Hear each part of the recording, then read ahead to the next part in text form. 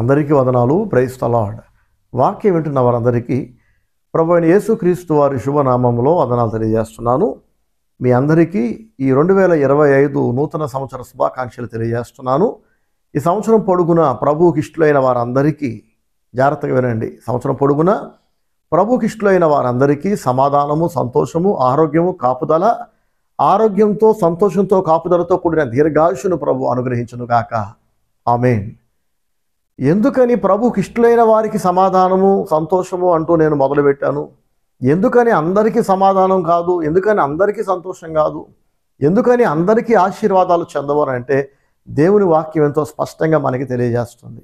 అందరూ ఆశీర్వాదాలు కోరుకుంటున్నారు, అందరూ సంతోషాన్ని కోరుకుంటున్నారు, అందరూ ఆరోగ్యాన్ని కోరుకుంటున్నారు. కానీ దేవుడు అంటున్నాడు, నాకు ఇష్టలైన వారికి మాత్రమే సమాధానం, సంతోషం, ఆరోగ్యం, అభివృద్ధి అంటున్నాడు. Praise the lord. హల్లెలూయా. దేవునికి ఇష్టలుగా బతికితే సరిపోదండి. చాలామంది అంటారు, మాకు ఆరోగ్యం లేకపోయినా పర్వాలా, నాకు నచ్చినట్టు నేను బతుకుతా, దేవునికి ఇష్టడుగా నేను బతకను, దేవునికి ఇష్టరాలుగా నేను బతకను. నాకు సంతోషం లేకపోయినా పర్వాలా, నాకు నెమ్మది లేకపోయినా పర్వాలా, నాకు కాపుదల లేకపోయినా పర్వాలా, సంవత్సరం పొడుగునా అన్ని దొబ్బెట్టుకున్నా పర్వాలా, ప్రతిరోజు ఏడుస్తూ మూలుగుతూ ఏమంటే నిట్టూరుస్తూ అందరి మీద పడి ఏడుస్తూ ఇతరుల అభివృద్ధిని చూసి ఆనందాన్ని చూసి కూలుకుంటూ అసూయపడుతూ ఇలాగే నాశనం అయిపోతా, కానీ నేను మాత్రం అభివృద్ధి చెందను. ఇది సాతాను మనస్సు కదా. ఎందుకని ఇతరుల అభివృద్ధిని చూసి నువ్వు ఎంతసేపు ఏడుస్తూ ఎందుకు బతకాలి? నువ్వు కూడా అభివృద్ధి చెందొచ్చు కదా, నువ్వు కూడా డెవలప్ అవ్వచ్చు కదా, నువ్వు కూడా దీవించబడచ్చు కదా, నువ్వు కూడా హ్యాపీగా, హెల్తీగా, సక్సెస్ఫుల్ లైఫ్ బతకచ్చు కదా. కానీ సైతాను మనస్సు కలిగిన వాళ్ళు వాళ్ళ లైఫ్ మీద వాళ్ళు కాన్సన్ట్రేట్ చేయరు. ఇంకా బాగా చెప్పాలంటే వాళ్ళ మీద వాళ్ళు కాన్సన్ట్రేషన్ ఉన్నా కూడా వాళ్ళ మీద వాళ్ళు కలుగున్న శ్రద్ధ కంటే ఇతరుల పైన శ్రద్ధ ఇంకెక్కువ పెడతారు. ఇప్పుడు చూడండి, ప్రభువా నన్ను, నా కుటుంబాన్ని దీవించు, నా పరిచర్యను దీవించు అని నేను, నా కుటుంబము, నన్ను ప్రేమిస్తున్న వాళ్ళందరూ బాగుండాలని నేను కోరుకొని ప్రార్థన చేసి కష్టపడితే బాగానే ఉంటుంది. కానీ నన్ను దీవించు, కానీ ఎవరిని దీవించద్దు. నన్ను దీవించు, వేరే వాళ్ళని దీవిస్తే దీవించు, కానీ నాకంటే ఎక్కువ దీవించద్దు, నాతో సమానంగా దీవించొద్దు, నన్ను మాత్రమే హెచ్చించు. ఇట్లాంటి మనసు సైతాను మనస్సు. నన్ను దీవించు ప్రభువా, నాకంటే ఎక్కువగా, నాతో సమానంగా, నువ్వు ఎవరిని దీవించుకునేక నాకు అనవసరం, దీవిస్తే దీవించు, నాకు పోయేది ఏముంది? నేను దీవించబడకపోతే కదా నాకు అవమానం, నాకు నష్టం, నాకు కష్టం కదా. అందరూ దీవించబడుతూ నేను మాత్రం దెబ్బతింటున్నాను అనుకోండి, అప్పుడు ఏడవాలి, ఖచ్చితంగా ఏడవాలి. కానీ నాకేమీ తక్కువ చేయకుండా నేను అడిగిందిచ్చి, అడగందిచ్చి, అడిగిన దానికంటే, ఊహించిన దానికంటే అత్యధికంగా ధారాళంగా దేవుడు నాకు ఇస్తున్నప్పుడు ఇక ఎవరు దీవించబడ్డా, ఎవరు వర్ధిల్లినా, ఎవరు అంతరిక్షానికి వెళ్ళినా నాకు పోయేదేంటి చెప్పండి కదా. అయితే అందరికీ మనస్సు ఉండదండి, అందరికీ మనస్సు ఉండదు. మనం ఎంత చెప్పినా, దేవుడు ఎంత చెప్పినా, ఎన్ని ప్రసంగాలు విన్నా కొందరిలో దుష్ట మనస్సు పోదు. వాళ్ళు అలాగే నాశనం అయిపోతారు. ఇక వాళ్ళు బహుశా నరకాగ్ని కొరకు దేవుడు కొందరిని ప్రత్యేకించి పక్కన పెట్టాడని బైబిల్ సెలవిస్తుంది. ఇట్లాంటి మనసు కలిగిన వాళ్ళను చూసినప్పుడు వీళ్ళు వాళ్ళేనేమో, ఆ నరక పాత్రులు వీళ్ళనేమో, ఈ భూమి మీద కష్టాలు తట్టుకోలేకే చాలాసార్లు అమ్మో నరకాన్ని అనుభవిస్తున్నా అని అంటూ ఉంటాం కదండి. కానీ నిజమైన నరకం ఒకటి ఉంది, దానికి అంతము లేదు, యుగ యుగములు అది మండుతూనే ఉంటుంది. ఒకసారి అక్కడికి వెళితే ఇక తిరిగి బయటికి రావటం అంటూ జరగదు. ఆ నిత్య నరకాగ్ని గుండంలో ఆరని అగ్ని ఉంటుందట. యేసు ప్రభు పదే పదే తన బోధలలో ఆరని అగ్ని గురించి ప్రస్తావిస్తూ వచ్చారు. ఎందుకని అన్నిసార్లు యేసయ్య తన ప్రసంగాలలో, తన బోధలలో, తన మాటల్లో, తన సందేశాల్లో ఎందుకని ఆరని అగ్ని గురించి చెప్పారంటే అది నిజం కనుక, అది కల్పితం కాదు కనుక, అది కట్టుకథ కాదు, అది వాస్తవం. అక్కడికి ఎవరు వెళ్ళకూడదు, అక్కడికి వెళితే కనుక ఇక తిరిగి రావటం అంటూ ఉండదు. ఇక ఎవరు వెళ్తారా నరకానికంటే దేవునికి ఇష్టలుగా బ్రతకకుండా వాళ్ళకి నచ్చినట్టు అలా బతుకుతుంటారు చూస్తారా. నాకేదనిపిస్తే చేస్తా, నాకేదనిపిస్తే మాట్లాడతా, నేను ఇలాగే పుట్టా, ఇలాగే చేస్తా అనే గర్విష్ఠులు, అహంకారులు, దుర్మార్గులు అందరూ నరకాగ్ని పాలవుతారు. నీకేదనిపిస్తే అది నువ్వు మాట్లాడితే నువ్వు ఒక పశువువి, నువ్వు ఒక జంతువువి. నీకు బురదలో దొరలో ఒక పందికి తేడా లేదు, నీకు ఒక గేదెకి తేడా లేదు. ఒక గేదె అలా పుట్టింది, అలాగే చచ్చిపోతుంది. ఒక పంది అలాగే పుట్టింది, అలాగే చచ్చిపోతుంది. ఒక పశువు, జ్ఞానం లేని ఒక జంతువులాగా మనుషులు బతికితే మనుషులు కూడా పశువులలాగే నాశనం అయిపోతారు, నరకాగ్ని పాలవుతారు. నీకు నచ్చినట్టు నువ్వు, నాకు నచ్చినట్టు నేను బతకడానికి కోసం కాదు దేవుడు మనల్ని సృష్టించింది. మన ఇష్టాలన్నీ పక్కన పడేసి, మన అభిప్రాయాలు పక్కన పడేసి, ప్రభువా నా ఇష్టం కాదు, ఇదిగో నీ ఇష్టం నాయన, నీ చిత్తము జరుగునుగాక, నీ మహిమ కొరకు నేను బతుకుతా, నిన్ను మహిమపరుస్తా, నిన్ను హెచ్చిస్తా, నిన్ను ఘనపరుస్తా, నిన్ను ఆరాధిస్తానని మనస్తత్వం కలిగిన వాళ్ళందరూ దేవుని చేరుకుంటారు.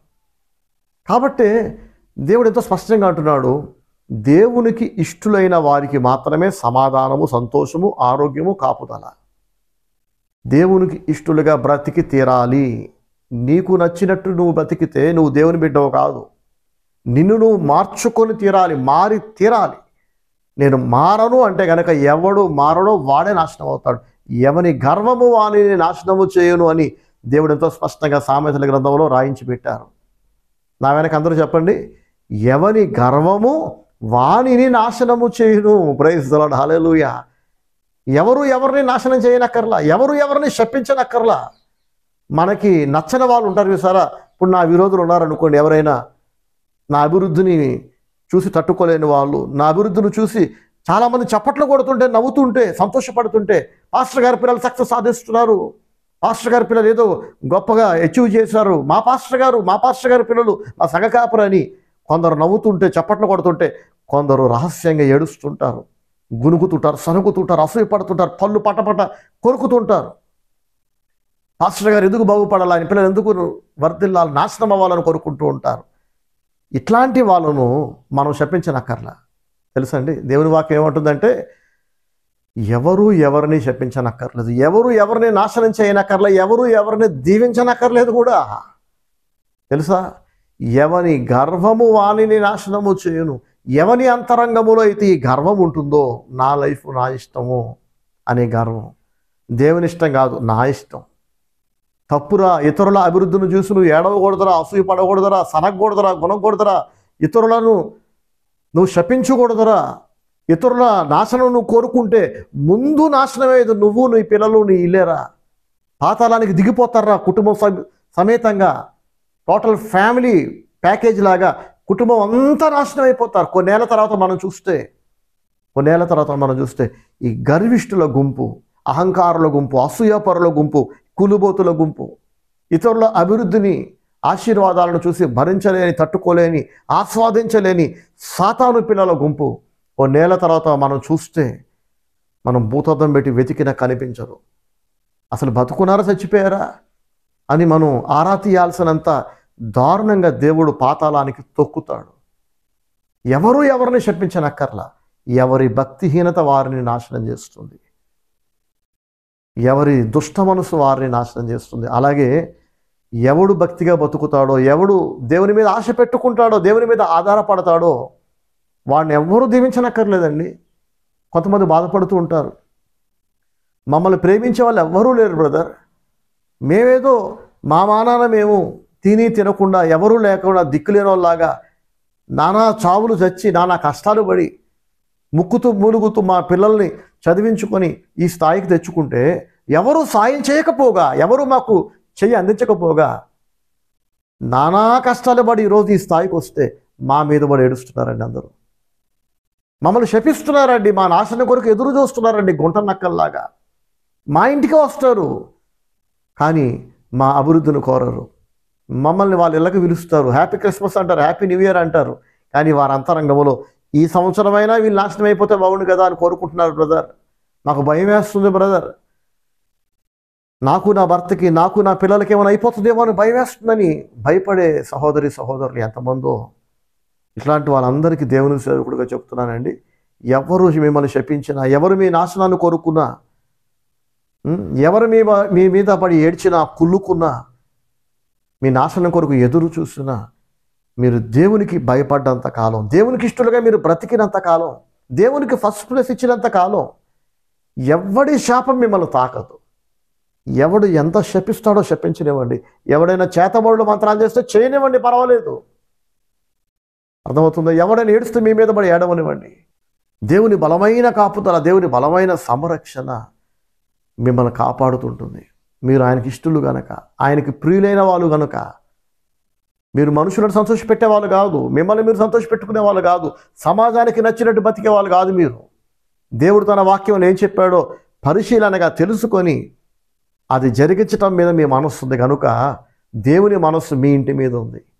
దేవుని సన్నిధి మీతో ఉంటుంది. ఎప్పుడైతే దేవుడు మీతో ఉంటాడో, ఆయన సన్నిధి మీతో ఉంటుందో, ఎవడి ఏడుపులు, ఎవడి శాపాలు, ఏమండి, ఏ దరిద్రం మిమ్మల్ని తాకదు. 2025 సంవత్సరం ఏంటండి, 2050 సంవత్సరం వరకు కూడా మిమ్మల్ని ఎవ్వరూ ఏమీ పీకలేరు. ఆమెనందామా? ఆమె. మీరైతే దేవునికి ఇష్టలుగా బతకండి. మీరైతే మీతో పాటు ఎవరైనా వర్ధిల్లుతుంటే చప్పట్లు కొట్టండి, నవ్వండి, సంతోషపడండి. ఇతరుల ఆనందాన్ని చూసి ఆనందించటం దేవుని బిడ్డల మనస్సు అండి. ఇతరుల అభివృద్ధిని చూసి మనం ఏడుస్తూ కూర్చున్నాం అనుకోండి, ఇంట్లో మనం సరుగుతున్నాం అనుకోండి, గురుగుతున్నాం అనుకోండి, మనకి ఇక పుట్టగతులు ఉండవు, భవిష్యత్తు ఉండదు. మీ కడుపున పుట్టిన పాపానికి మీ పిల్లలకి భవిష్యత్తు లేకుండా మీరు చేస్తున్నారు. మీ దుర్బుద్ధితో, మీ దుష్ట లక్షణాలతో మీ కుటుంబానికి భవిష్యత్తు లేకుండా చేసిన వాళ్ళు మీరే అవుతారు. కొన్ని పాములు వాటి పిల్లల్ని అవి తినేస్తాయి. పాములే కాదండి, కుక్కలేంటి, పందులేంటి, ఇవి జంతు జాతికి చెందిన లక్షణం. అవే పిల్లల్ని కంటాయి, ఆకలితో అవే తినేస్తాయి మళ్ళీ. అలా చాలామంది తల్లిదండ్రులు వాళ్ళ పిల్లలకి భవిష్యత్తు లేకుండా అవ్వడానికి వీళ్ళే కారణమవుతున్నారు. పిల్లల్ని నాశనం చేస్తుంది ఎవరంటే తల్లిదండ్రులే. వినడానికి విడ్డూరంగా ఆశ్చర్యంగా అనిపించవచ్చు కాక, కానీ ఇది నిజం. వాళ్ళ పిచ్చి వేషాలు, వాళ్ళ భక్తిహీనతతో తల్లిదండ్రులైన వాళ్ళు వాళ్ళ భక్తిహీనత వలన, వాళ్ళ అవిధేయత వలన, వాళ్ళ గర్వం వలన, వాళ్ళ లోకాశల వలన, వాళ్ళ శరీరేచ్ఛల వలన, వాళ్ళ డబ్బు పిచ్చి వలన, వాళ్ళ నోటి దోల వలన, ఇతరుల అభివృద్ధిని చూసి కూలుకోవటం, అసూయపడటం వలన వాళ్ళ కడుపును పుట్టిన పిల్లలకు భవిష్యత్తు లేకుండా వీళ్ళే వాళ్ళ తలుపులు మూసేస్తున్నారు. ఏదో ఒకరోజు ఆ పిల్లలకు అర్థమవుతుంది. అన్ని రోజులు ఒకలా ఉండవు కదా. పిల్లలు వయసులో, జ్ఞానంలో, భక్తులు పెరిగినాక ఏదో ఒకరోజు ఇలాంటి పిల్లలు తల్లిదండ్రులు కింద పడేసి గొడ్డును బాధినట్టు బాధిన ఆశ్చర్యం లేదు. చాలామంది పిల్లలు అంటుంటారు, నా జీవితం నాశనం అవ్వడానికి మా నాన్నే కారణం అన్నయ్య. ఆ దరిద్రుడు తీసుకున్న తప్పుడు నిర్ణయాలు నేను చిన్నపిల్లగా ఉన్నప్పుడు, చిన్నపిల్లోడుగా ఉన్నప్పుడు అవి నాకు తెలివిగా అనిపించాయి. వాడు చాలా మేధావిలాగా, తెలివైనోడులాగా, ఆ తలకాయ లేనోడు తప్పుడు నిర్ణయాలు తీసుకొని, వాడికి సొంతగా తెలియదు, ఎవరు చెప్పినా వినేవాడు కాదు. బంధువులు చెప్పినా, ఊర్లో వాళ్ళు చెప్పినా, పాస్టర్ గారు చెప్పినా వినరు. గర్విష్ఠులు వినరు. పోనీ వీడికి తెలుసా అంటే వీడికి తెలియదు. ఎవరైనా చెప్పింది వింటాడంటే వినడు. మూర్ఖుడు. ఎంత డ్యామేజ్ చేసాడో వాడి బుర్రతక్కుతనంతో, తప్పుడు నిర్ణయాలతో ఆ పిల్లలకి అర్థమయ్యేసరికి సగం జీవితం ఖాళీ బూడిదైపోతుంది. అప్పటికి వీడు లేదా వాళ్ళ తల్లి లేదా తల్లిదండ్రులు ఇద్దరు ముసలోళ్ళు అయిపోతారు. నిలబడితే కూర్చోలేరు, కూర్చుంటే నిలబడలేని వయసు వచ్చేస్తుంది. ఆ స్టేజ్లో గొడ్డును బాదినట్టు పిల్లలు తల్లిదండ్రులు బాధటం నేను చూశాను, చాలామందిని చూశాను. ఆపిన ఆగరు. వాళ్ళ ఆక్రోషం అలాంటిది, వాళ్ళ బాధ అలాంటిది. నేను చదువుకునే వయసులో ఏం చదవాలో, ఏ గ్రూప్ చదవాలో, ఏ కోర్సు చదవాలో వీడికి తలకాయ లేనప్పుడు తెలిసిన వాళ్ళైనా అడగాలి కదా. నన్ను రాంగ్ రూట్లో నడిపించాడు, రాంగ్ చదువు చదివిపించాడు, రాంగ్ కోర్సులో జాయిన్ చేశాడు. ఇవాళ నేను చదివిన చదువు వల్ల నాకు ఉద్యోగాలు లేక, భవిష్యత్తు లేక, ఇప్పుడు గుర్తుపట్టే ఏం ప్రయోజనం? వయసు అయిపోయింది కదా, కాలం దొరికిపోయింది కదా అని బాధపడుతున్న పిల్లలు ఎంతోమంది. సో పిల్లలే తిరగబడి తల్లిదండ్రులను తన్నే పరిస్థితి తల్లిదండ్రులు తెచ్చుకుంటారు. కానీ ఏం ప్రయోజనం? తన్నినా, తిట్టినా, ముఖం మీద ఊసినా, కాండ్రించి ఏం ప్రయోజనం చెప్పండి? ఎందరో తల్లిదండ్రులు వాళ్ళ పిల్లలకు భవిష్యత్తు లేకుండా చేస్తున్నారు. వాళ్ళ గర్వంతో, వాళ్ళ అహంకారంతో, వాళ్ళ తలపొగరుతో, ఇతరులతో పోటీ పడే తత్వంతో. పోయిన సండే రోజు చెప్పే మెసేజ్ చూడండి. ఇతరులతో పోల్చుకుంటూ ఉంటారు చాలామంది, కంపేర్ చేసుకుంటూ ఉంటారు. అర్థమవుతుందా? ఎవరి జీవితం వారిదే. ప్రతి ఒక్కరూ దేవునికి ప్రత్యేకమైన వాళ్ళు. ఒక్కొక్కరి కోసం దేవునికి ఒక ప్రత్యేకమైన ప్రణాళిక ఉంటుంది. ఎవరితో పోల్చుకోకూడదు, ఎవరు ఇతరులతో కంపేర్ చేసుకోకూడదు. కానీ బుద్ధి తక్కువ తల్లిదండ్రులు చాలాసార్లు వారి పిల్లలను వేరే పిల్లలతో లేదా ఇతరుల జీవితాలతో పోల్చి, నువ్వు వాళ్ళలా ఎందుకు లేవు, వీళ్ళలా ఎందుకు లేవు అని తిట్టడం, కొట్టడం, లేదా బలవంతంగా ఆ పిల్లలను స్ట్రెస్కి గురి చేస్తారు. ఏం సాధిస్తారంటే ఆఖరికి ఆ పిల్లలు దోబిక కుత్తాలాగా అయిపోతారు, ఎటు కాకుండా తయారవుతారు. సో ఎందుకు ఇదంతా అంటే, దేవుని మీద ఎవడి మనస్సు ఆనుకోదో, ఎవడైతే దేవుని మీద ఆధారపడి బ్రతకరో ఇట్లాంటి వాళ్ళ దగ్గర ఈ చిల్లర వేషాలు ఉంటాయి, చిల్లర బుద్ధులు ఉంటాయి, ఏండ్లు గడిచిపోతూ ఉంటాయి, ఇంకో కొత్త సంవత్సరం వచ్చేస్తుంది. కానీ తల్లిదండ్రులు మారకపోతే ఇక పిల్లలకి భవిష్యత్తు ఉంటుందా చెప్పండి? ఈ వాక్యం వింటున్నాం ప్రతి ఒక్కరూ మనసు పెట్టి వినండి. మరొక అవకాశం ప్రభు నా ద్వారా మీకు ఇస్తున్నాడు. ఈ మాటలు మీరు చూస్తున్నారు, వింటున్నారంటే ఇప్పటికైనా మీ వంకర బుద్ధిని, మీ రోత మనస్సుని మార్చుకోండి. మీ పిల్లల జీవితాలతో ఎక్స్పెరిమెంట్లు చేయకండి. నా పిల్లలు నా ఇష్టం అని హక్కు మీకు లేదు తెలుసా?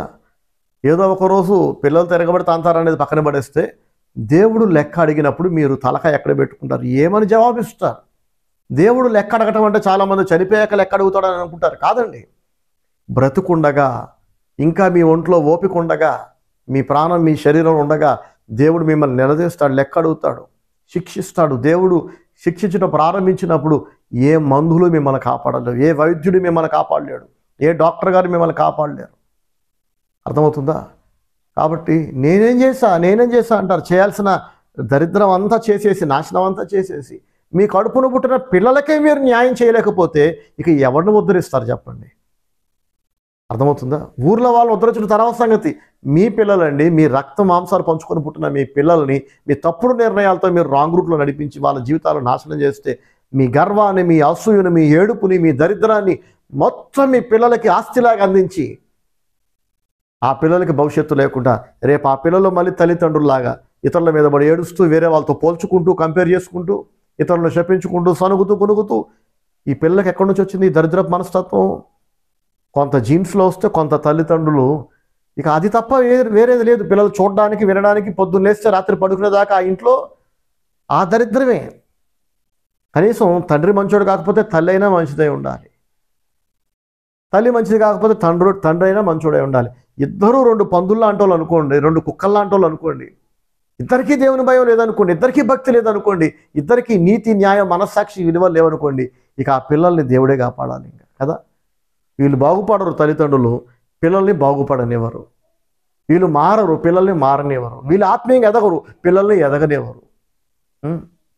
సరే, ఏదేమైనా కొందరైనా ఈ వాక్యం విని తల్లిదండ్రులు లేదా పిల్లలు కనువిప్పు కలిగి మారు మనసు పొంది ఈ 2025 ఇయర్ని బాగు చేసుకుంటారనే ఆశతో ఇవన్నీ నేను చెప్తున్నా. దేవుడు నా చేత చెప్పిస్తున్నాడు.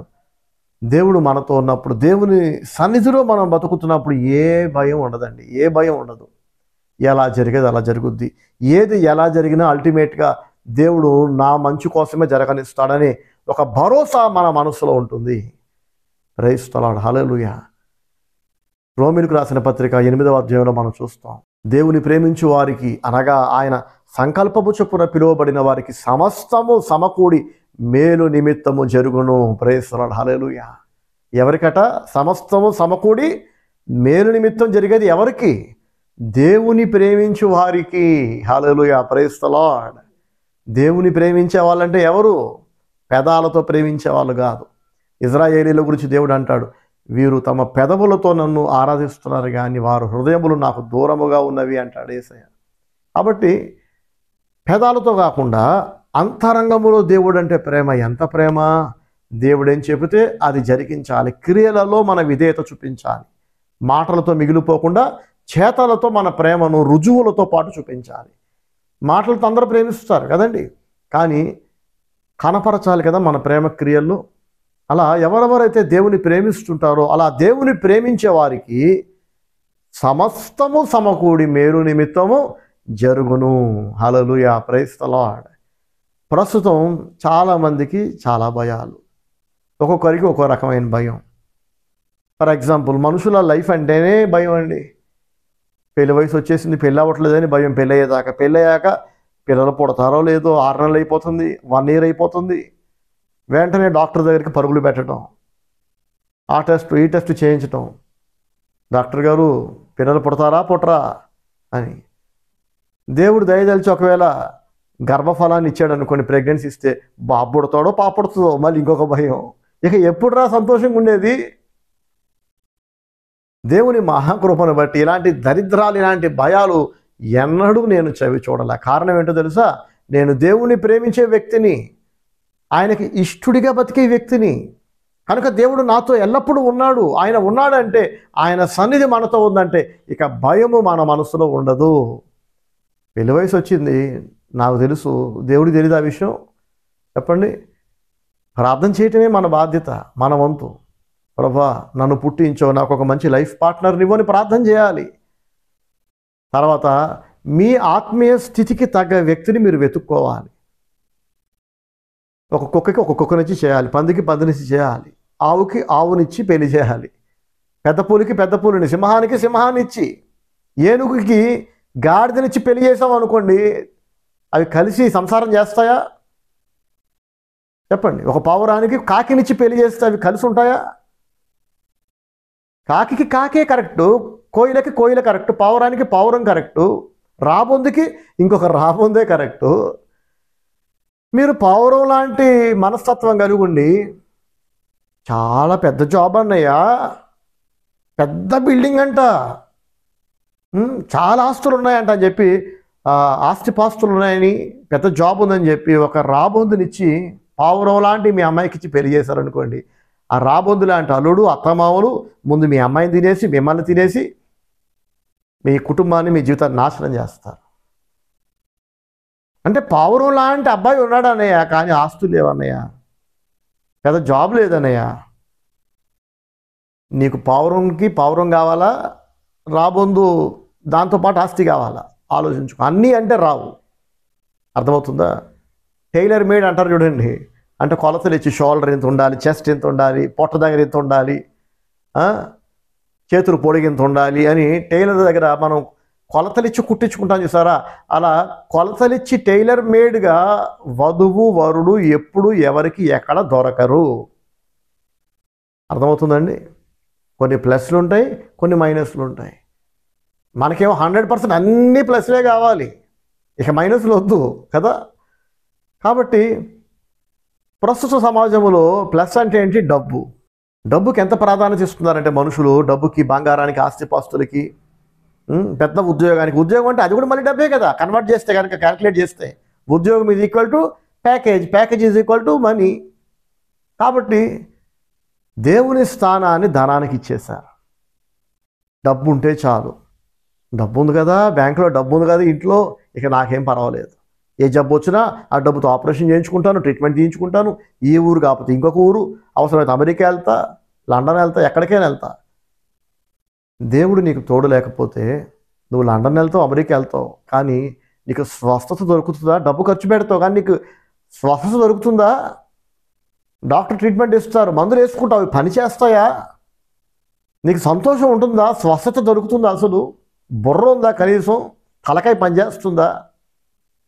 దేవుని గురించి తెలియని అన్యజనులు, లోకస్తులలాగా దేవుని నమ్ముకొని బాప్తిసం పొంది, నాలాంటి ఒక దైవజనుడి దగ్గర వాక్యం వింటూ కూడా మీరు డబ్బు పైన ఆధారపడి బతుకుతున్నారంటే, డబ్బు ఉంది కదండి, పర్వాలేదు, ఏం పర్వాలేదు, మన ఫ్యూచర్ సేఫ్ అని మీరు అనుకుంటున్నారంటే మిమ్మల్ని ఏమనాలి? ఇంకా మీరు అమాయకత్వం ఉందా, వెర్రితనం ఉందా, తెలివి తక్కువతనం ఉందా? చెప్పండి.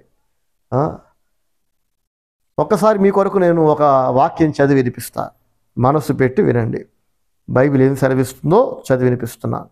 ప్రసంగి గ్రంథము 5వ అధ్యాయము 10 నుండి 11. ద్రవ్యమును అపేక్షించువాడు, ద్రవ్యం అంటే ధనము, ద్రవ్యమును అపేక్షించువాడు ద్రవ్యము చేత తృప్తి నొందడు. అదండి సంగతి. మీరు చాలా డబ్బు పోగేయచ్చు, పెద్ద జాబ్ సంపాదించవచ్చు, చాలా పెద్ద ప్యాకేజ్ సంపాదించవచ్చు, పెద్ద జాబున అల్లుడిని సంపాదించవచ్చు గాక, చాలా ఆస్తిపాస్తులున్న అల్లుడిని కొనుక్కోవచ్చు, లేదా ఎక్కువ కట్నం ఇస్తున్న ఆస్తిపరులైన కోడలని మీరు తెచ్చుకోవచ్చు. ఆ డబ్బు చూసి కోడలు మీకు నచ్చలా, దానికి భక్తి లేదు, బాప్తిసం లేదు, విశ్వాసం లేదు, బొచ్చు లేదు, ఏమీ లేదు, అది అసలు మీకు తగిన అమ్మాయే కాదు, అసలు మీ ఇంటికి తగిన అమ్మాయే కాదు. దయ్యాలు మిమ్మల్ని అటు ప్రేరేపిస్తున్నాయి, మిమ్మల్ని నడిపిస్తున్నాయి. నా బిడ్డ నేను నాశనం చేస్తాను రా, అదిగో బాప్తిసం లేని ఆ బిడ్డనే నువ్వు పెళ్లి చేసుకో, అది నీ సోల్మేట్ లాగా, నీ డ్రీమ్ మేట్ లాగా, నీ లైఫ్ లాంగ్ నీతో కలిసి ఉండే నీ భాగస్వామిలాగా సైతాను కనికట్టు చేసి నీకు సరిపడని ఒక వ్యక్తిని, ఒక యువతిని కానీ యువకుడిని కానీ సాతాను చూపిస్తుంటాడు. అయితే దేవుని వాక్యం అంటుంది, ద్రవ్యమును అపేక్షించువాడు ద్రవ్యము చేత తృప్తి నొందడు. ధన సమృద్ధిని అపేక్షించేవాడు దాని చేత తృప్తి నొందడు, ఇదియు వ్యర్థమే. చూసారండి, ఎవరైనా ఎక్కువ డబ్బు కావాలని ఎందుకు కోరుకుంటారు చెప్పండి? పెద్ద జాబ్ కావాలని కానీ, పెద్ద ప్యాకేజ్ కావాలని కానీ, ఏమైనా ఎక్కువ కట్నం ఇచ్చే కోడలని, ఇలా ఎక్కువ ఆస్తిపాస్తులు ఉన్న అల్లుడు కావాలని కానీ, ఇలా నెత్తికొట్టుకోవడానికి ఏరా అయితే ఏంటి? ఎవరు ఏ రూపంలో ఆశపడ్డా ఫైనల్గా డబ్బు అక్కడ టార్గెట్ కదండి. ఎందుకని ఎక్కువ డబ్బు కావాలని అందరూ కోరుకుంటున్నారు? ఎక్కువ ఆస్తిపాస్తులు కావాలని ఎందుకు కోరుకుంటున్నారంటే, ఎక్కువ ఆస్తిపాస్తులు ఉంటే ఎక్కువ సుఖపడవచ్చు, ఎక్కువ హ్యాపీగా ఉండొచ్చు, మనకి ఏది కావాలన్నా ఎవరిని అడగనక్కర్లేదు. డబ్బు ఉంటే అన్నీ ఉంటాయి. డబ్బు ఉంటే మనుషులు ఉంటారు, బంధువులు ఉంటారు, ఫ్రెండ్స్ ఉంటారు, హెల్త్ ఉంటుంది, ఫ్యూచర్ ఉంటుంది, భయం ఉండదు, భరోసా ఉంటుంది, నిశ్చింతగా ఉండొచ్చనే కదా. కానీ దేవుని వాక్యం ఏమో దానికి విరుద్ధంగా అంటుంది.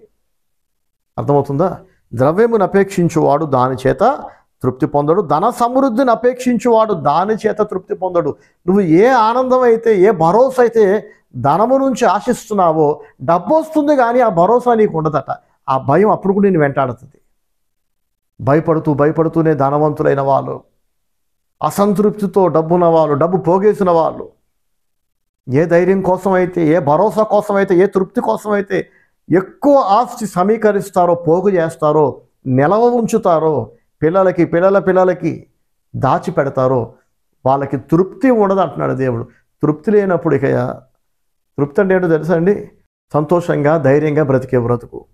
సంతోషము, ధైర్యము, భరోసా ఇవేమీ ఉండవటండి. డబ్బు పెరగలేదంటే పెరిగింది. డబ్బు లేని నాడు డబ్బు ఉంటే ధైర్యం కూడా చనుకున్నావు. ఇప్పుడు డబ్బు ఉంది కానీ ఆ ధైర్యం మాత్రం నీకు లేదు. దేవుణ్ణి కలిగిన వాడు ధైర్యంగా ఉంటాడు. ఇంత చెప్పుకున్నాం కదా. నాకు ఏ ఫేజ్ ఆఫ్ లైఫ్లో కూడా ఈ భయం లేదు. పెళ్ళి అవుతుందో లేదో, మంచి భార్య వస్తుందో లేదో అనే భయం లేదు. దేవుని నమ్ముకున్న, దేవుని మీద ఆధారపడ్డ, ప్రార్థించేవాడిని. దేవుడు నాకు లైఫ్ టైం సరిపడ జాక్పాట్ ఇచ్చేశాడు, మంచి వైఫ్ని ఇచ్చాడు. ఏదైనా మార్చుకోవచ్చు కానీ లైఫ్ పార్ట్నర్ని మళ్ళీ మనం మార్చుకోలేం కదా. హ్యాపీగా ఉన్నాను. ఉంటే తింటాం, లేకపోతే నీళ్ళు తాగి బతుకుతాం. కానీ మంచి లైఫ్ పార్ట్నర్ లేకపోతే ఎదురుగా బిర్యానీ ఉన్నా తినగలమా చెప్పండి? ఎంత పెద్ద బిల్డింగ్లో ఉన్నా గయ్యాలి గంప అయిన భార్య కనుక తగులుకుంటే మిద్ద మూలన బతకాలట, ఉసూరుమంట అన్నీ మూసుకొని. ఒక గయ్యాలి గంప భార్యలో దొరికింది అనుకోండి, ఇక జీవితం పాప్కార్న్ అయిపోయినట్టే కదా. అలాగే ఒక అయోగ్యుడు, ఒక నీతిమాలిన వ్యక్తి, భక్తిహీనుడు, ఒక నిష్ప్రయోజకుడు, ఇంకా బాగా చెప్పాలంటే ఒక పనికిమాల వెధవ, నీచుడు, పరమదరిద్రుడు భర్తలా దొరికాడు అనుకోండి ఒక స్త్రీకి, ఇక అమ్మాయి ఏం సంతోషంగా ఉంటుంది చెప్పండి? అమ్మాయి అయినా అబ్బాయి అయినా లైఫ్ పార్ట్నర్ సరైన వాళ్ళు కనుక కాకపోతే పెళ్ళైన 4 రోజులకి బంధువులు అందరూ వెళ్ళిపోతారు. డెకరేషన్ అంతా పాతబడిపోతుంది, బట్టలు పాతగైపోతాయి. కానీ ప్రతిరోజు దాంపత్య జీవితం ఫ్రెష్గా, కొత్తగా, హ్యాపీగా, ఏమండి ఎంతో సాటిస్ఫైడ్గా ఉండాలంటే కనుక, చాలా తృప్తిగా కనుక ఉండాలంటే అది దేవుడిచ్చే ఒక బహుమానం. మంచి లైఫ్ పార్ట్నర్ని దేవుడిస్తే, డబ్బుతో కొనలేము, దేవుడిస్తే అప్పుడు ఆ జీవిత భాగస్వామి వలన ప్రతిరోజు మనం ఆదరణ పొందుతాం, ఆదరించబడతాం, సహాయం అందుతుంది, ప్రేమ అందుతుంది, భరోసా ఉంటుంది. ఇది సంతోషంలో, బాధలో, కష్ట సుఖాల్లో, వీటన్నిటిలో ఒకరికొకరు తోడుగా ఉంటారు. మంచి లైఫ్ పార్ట్నర్ లేకపోతే కనుక మంచి ఖరీదైన భోజనం ఉన్నా, పెద్ద బంగ్లాలో ఉన్నా, ఆ స్త్రీకైనా పురుషుడికైనా ఇంకేం సంతోషం ఉంటుంది చెప్పండి? తినబుద్ధి అవుతుందా? పడుకోబుద్ధి అవుతుందా? ఖరీదైన బట్టలు వేసుకొని ఎంజాయ్ చేయగలరా? కాస్ట్లీ సూట్లు లేదా ఏమైనా ఖరీదైన పట్టు వస్త్రాలు తెచ్చిస్తే జీవిత భాగస్వామి వలన, అంటే లైఫ్ పార్ట్నర్ వలన వీళ్ళకి తృప్తి లేదు, సంతోషం లేదు, ఆనందం లేదు. ఎందుకు చేసుకున్నానా అనే ఈ మానసిక వేదనతో ఏ కొత్త బట్టలు వేసుకోబుద్ధి అవుతుంది చెప్పండి? ఏం తినబుద్ధి అవుతుంది చెప్పండి? ఏదైనా వాళ్ళు ఎంజాయ్ చేయగలరా లైఫ్లో చెప్పండి కదా. చాలా డబ్బు ఖర్చు పెడితే మంచి లైఫ్ పార్ట్నర్ దొరకరు. చాలా ఖర్చు పెడితే మంచి అల్లుడు దొరకడు. డబ్బులు తగలేస్తే, డబ్బులు పారేస్తే, డబ్బులు ఖర్చు పెడితే ఒక అల్లుడు కానీ, కోడళ్ళు కానీ, మంచి జాబ్ కానీ మనం తేలేమండి. మంచి జాబ్ అంటే మళ్ళీ నిర్వచిస్తున్నా, డిఫైన్ చేస్తున్నా. చాలా పెద్ద ప్యాకేజ్ వచ్చిన జాబ్ మీకు వస్తుంది, కానీ ఆ జాబ్ మీకు సూటబుల్ కాదు. ప్యాకేజ్ ఎక్కువ ఉంది, డబ్బులు ఎక్కువ వస్తున్నాయి, నెల అయ్యేసరికి జీతం మీ అకౌంట్లో టైంకి పడుతుంది, మీ ఆస్తి పెరుగుతుంటుంది, కానీ అసంతృప్తి గూడు కట్టుకుంటూ ఉంటుంది. ఏంటో దరిద్ర బ్రతుకు, పొద్దున్న లేస్తే ఈ దిక్కుమాల ఉద్యోగం చేయాల్సి వస్తుంది. నీకేంట్రా జాక్పాట్ తగిలింది, కోట్ల కొద్ది జీతం, మాలాగా చిన్న ఉద్యోగాలు కాదుగా, చిన్న జీతాలు కాదు కదా నీకు అని అంటే పెద్ద ఉద్యోగమే, చాలా ఎక్కువ జీతం వస్తుంది, కానీ అది నేను నచ్చి చేస్తున్న జాబ్ కాదు. ఆ కంపెనీలో చేయటం నాకు ఇష్టం లేదు. నన్ను నేను చంపుకుంటూ ఆ జాబ్ చేయాల్సి వస్తుంది. నా మీద హెడ్గా ఉన్న హెచ్ఓడి కావచ్చు, లేదా నా ఎంప్లాయర్ కావచ్చు, వాడు నన్ను రోజు సతాయిస్తున్నాడు, నన్ను అవమానిస్తున్నాడు. ఎంత రుచి కలిగిన బిర్యానీలో అయినా కాండ్రించి ఉమ్మేసి తిను అని ఇస్తే తినగలమా మనం, చెప్పండి? అలా ఎంతోమంది అండి అవమానాలు పడుతూ చేయబుద్ధి కాకపోయినా కొన్ని ఉద్యోగాలు చేస్తున్నారు. అది దేవుని ఆశీర్వాదం అని అనుకోగలమా? అలాంటప్పుడు మానేయచ్చు కదా అంటే, డబ్బులు పోతాయి కదా బ్రదర్. ఒరే, నీకు సంతోషం లేనప్పుడు, నీ ఆత్మగౌరవం దెబ్బతింటున్నప్పుడు, నీకు అక్కడ మర్యాద లేదు, నిన్ను అవమానిస్తున్నారు అడుగడుగునా, కేవలం ఆ ప్యాకేజ్ చూసుకొని నీవు లైఫ్ మిస్ అయిపోవట్లేదా? నీ జీవితాన్ని పోగొట్టుకోవట్లేదా? జీవితం అంటే కేవలం డబ్బు సంపాదించడమేనా? ఆస్వాదించడం కాదా? చెప్పండి. లైఫ్ అంటే హ్యాపీగా, తృప్తిగా, భరోసాగా, చాలా సంతోషంగా బ్రతకడం కాదా? ఎంతోమంది అండి ఎక్కువ డబ్బు కోసం వాళ్ళకి సరిపడని వ్యక్తిని పెళ్లి చేసుకుంటున్నారు. ఒక పావురానికి రాబోతునిచ్చినట్టు, ఒక పులికి కుక్కనిచ్చి పెళ్లి చేసినట్టు. పులి లాంటి అమ్మాయి అండి, ఎంత తెలివైందో, ఎంత అందగత్తో, అంత అందగత్తెకి, అంత తెలివైన అమ్మాయికి, అంత చురుకైన అమ్మాయికి, అంత డీసెంట్ ఫ్యామిలీకి ఒక పంది లాంటి వీడినిచ్చి పెళ్లి చేస్తారు. అయిపోయింది, ఆ పిల్ల జీవితం నాశనం. ఆ అమ్మాయి హ్యాపీగా ఉండగలదు ఇంకా జీవితం అంతా? ఏంటంటే ఆ పందిగాడి పేరు మీద బోల్డంతా ఆస్తుందంట. ఏం చేసుకోవటాక, నెత్తిని కొట్టుకోవటాక? దానికంటే ఆ అమ్మాయికి తగిన ఈడు జోడు చూసి యోగ్యుడైన ఒక కూలోడిచ్చి పెళ్లి చేసిన ఈ పిల్ల కూడా వాడితో పాటు రోజు మట్టి పనులకు వెళ్తూ హ్యాపీగా ఉండేదిగా. ఒళ్ళు అలసిపోతుంది కానీ మనసు అలసిపోదు కదా. మనసు ఉల్లాసంగా, ఉత్సాహంగా ఉంటే, సంతోషంగా ఉంటే, ఫిజికల్గా ఎంత స్ట్రెయిన్ అయినా మనం పడవచ్చు. లోపట సంతోషం ఉండాలి, లోపట నుంచి ఆనందం ఉండాలి, లోపట నుంచి ఎనర్జీ బయటికి ఫ్లో అవ్వాలి, పొంగి పొర్లి ప్రవహించాలి లోపట నుంచి. అప్పుడు ఎంతైనా కష్టపడవచ్చు. లోపల ఆనందం ఉంటే ఎంతైనా కష్టపడవచ్చు, ఎన్ని రోజులైనా కష్టపడవచ్చు. ఆ కష్టం అసలు కష్టంగానే అనిపించదండి. అని మనసులోనే నెమ్మది లేకపోతే, మనసులోనే సంతోషం లేకపోతే, తృప్తి లేకపోతే, ఆ పెళ్లి వల్ల, ఆ ఉద్యోగం వల్ల అసంతృప్తితో కూడిన ఆ దాంపత్య జీవితం కావచ్చు, ఆ ఉద్యోగం కావచ్చు, తెంపుకోలేక, కలిసి ఉండలేక, ఉసూరమంట ఏడుస్తూ, ముఖం మార్చుకొని, తినబుద్ధిగాక, ఎవరిని తిననివ్వకుండా, ఏమండి నవ్వకుండా, ఎవరిని నవ్వనీయకుండా, ఆ జీవితం నరకప్రాయం కాదా? దీనికి కారణం ఎవరు? తల్లిదండ్రుల దురాశ కాదా? డబ్బు పిచ్చి కాదా? చెప్పండి. ఈనాడు మనం చూస్తే, ఇప్పుడు నా పిల్లలు కూడా, పెద్దోడు బీటెక్ సెకండ్ ఇయర్కి వచ్చాడు. బీటెక్ సెకండ్ ఇయర్లో జాయిన్ అయ్యే టైం వచ్చింది. ఏ కాలేజీలో జాయిన్ చేయాలి అనే కన్ఫ్యూజన్ ఉంటుంది. ఒక్కొక్కళ్ళు ఒక్కొక్కటి చెప్తున్నారు, తెలుసుకున్న అందరూ. కొంతమంది అంటున్నారు విట్స్లో జాయిన్ చేయండి బ్రదర్ అంటారు, కొంతమంది ఏమో కేఎల్ యూనివర్సిటీ అంటారు, కొంతమంది అమృత అంటారు. దేవుని మహాకృపను బట్టి పాలిటెక్నిక్లో వీడికి వచ్చిన మంచి మార్కులు బట్టి కానీ, వీడు తయారు చేసిన ప్రాజెక్ట్ని బట్టి వీడికి ఆల్మోస్ట్ ఇప్పుడు నేను చెప్పిన అన్ని యూనివర్సిటీల నుంచి నాకు ఇన్విటేషన్ వచ్చింది. మీకు 75% డిస్కౌంట్ కూడా ఇస్తాం, జాయిన్ చేయండి మీ బాబునని. కానీ ఆరాట పడట్లే, తొందరపడట్లే. ఎక్కువ ప్యాకేజ్ ఏ కాలేజీలో వస్తుందో ఆ కాలేజీలో జాయిన్ చేసేద్దాం, అక్కడ హాస్టల్లో పడేద్దాం తీసుకెళ్ళి. కోళ్ళ ఫారంలో కోళ్ళన్నీ తీసుకెళ్ళి పడేస్తారు చూడండి, అన్నిటి కలిపి రోజు అంత మేత పడేస్తారు, కొంత నీళ్ళు పడేస్తారు. 2 నెలల పాటు అవి అక్కడే ఉంటాయి. ఆ తర్వాత కటింగ్కి బయటికి లాక్కొచ్చేస్తారు. కోళ్ళ ఫారంలో కోళ్ళని, పందుల ఫారంలో పందులు పెంచినట్టుగా ప్యాకేజీల కోసం పిల్లలందరినీ తీసుకెళ్ళి ఒక పెద్ద హాస్టల్లో పడేస్తే, తల్లిదండ్రులకు దూరంగా, సొంత వాళ్ళకు దూరంగా 4 ఏళ్ల పాటు ఆ పిల్లలు ప్రతిరోజు అదే క్యాంటీన్, ప్రతిరోజు అదే గది, అదే ఫుడ్. యూట్యూబ్లో మీరు చూడండి, ఈ so called famous colleges and hostels ఉన్నాయి చూసారా. ఇంతసేపు నేను చెప్పాక కొన్ని పేర్లు, విట్స్ కావచ్చు, కేఎల్ యూనివర్సిటీ కావచ్చు, లేదా అమృత కావచ్చు, చాలా ఉన్నాయి. ఇంకా ఈ హాస్టల్స్ అన్నింటిలో భోజనం చేస్తున్న పిల్లల ఇంటర్వ్యూస్ అని పెట్టున్నాయి యూట్యూబ్లో. తినలేక చేస్తున్నావు, రోజు అదే ఫుడ్, లక్షలు కట్టించుకుంటున్నారు పేరెంట్స్ దగ్గర, అని పిల్లలకి హెల్తీ ఫుడ్ పెట్టట్లా, టేస్టీ ఫుడ్ పెట్టట్లా. ఆ ఫుడ్ తినలేక అనేక రాత్రులు నేను అన్నం తినట్లేదని కొంతమంది పిల్లలు అంటున్నారు. ఆడపిల్లలు, మగపిల్లలు. డబ్బున్న వాళ్ళు బయట క్యాంటీన్ నుంచి తెచ్చుకుంటున్నాం. మీరు ఆల్రెడీ సంవత్సరానికి 4 లక్షలు, 5 లక్షలు, 6 లక్షలు, 10 లక్షలు కట్టాక మీ పిల్లలకి తిండి తినబుద్ధి కావట్లేదంటే తప్పు ఎవరిది? చెప్పండి, ఎవరిది తప్పు? పిల్లల్ని జీవహింసకు గురి చేయటం కాదా అది? చాలామంది పిల్లలు ఈ 4 ఏళ్ల సంవత్సరాల తర్వాత బయటకు వస్తారు. ఎలా వస్తారో తెలుసా అండి? పిచ్చి పట్టిన స్థితిలో వస్తారు. మెంటల్లీ డిసేబుల్డ్ పీపుల్ లాగా వస్తారు. చాలా చిన్న వయసుకే వీళ్ళకి వృద్ధాప్యం వచ్చేస్తుంది. చాలా చిన్న ఏజ్కే వీళ్ళకి షుగర్లు, బీపీలు, థైరాయిడ్ సమస్యలు, అలాగే కార్డియాక్ ప్రాబ్లమ్స్. చిన్న వయసులో చాలామంది హార్ట్ అటాక్స్ చచ్చిపోతున్నారు చూడండి. షుగర్, బీపీలు వచ్చేస్తున్నాయి. ఏంటి సంగతి అంటే, పెద్ద ప్యాకేజ్ వస్తుంది, చాలా డబ్బులు వస్తాయి మీకు. 4 ఏళ్ళు కష్టపడితే, 4 ఏళ్ళు అంటే చిన్న విషయమా?